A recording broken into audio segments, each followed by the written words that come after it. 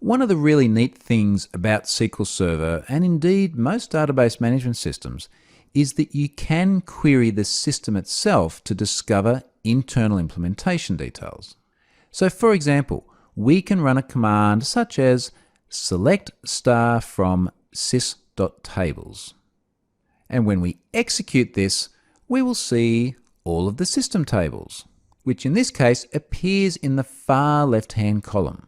So we already know that we've got a table called color and another called city because we've seen them in previous demos, but there's also one called occupation and another one called president.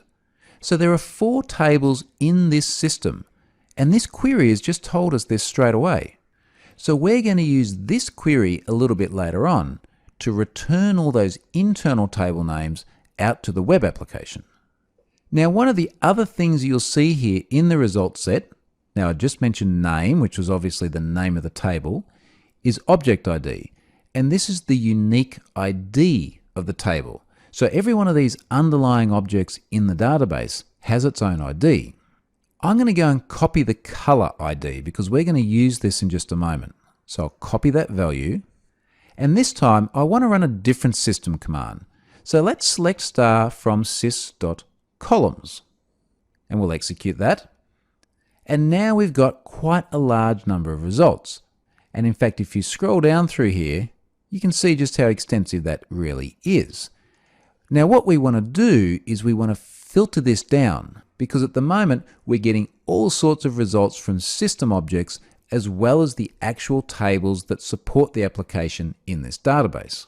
So let's just jump down a line and we'll add a where clause in here. And we're going to look for that object ID I just showed you.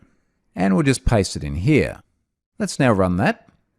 And then here are the columns of our color table, color ID and name. So this has actually been made pretty easy. Sys.tables to get the table names out. The object ID is the individual ID of the table, which we can then use to filter the results from sys.columns to discover all the column names.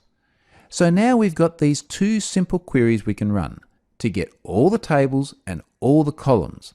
And so long as we can actually get those results back out through the web interface, we can discover the entire internal implementation of this database. So let's jump back to the web app and get this data out via the browser.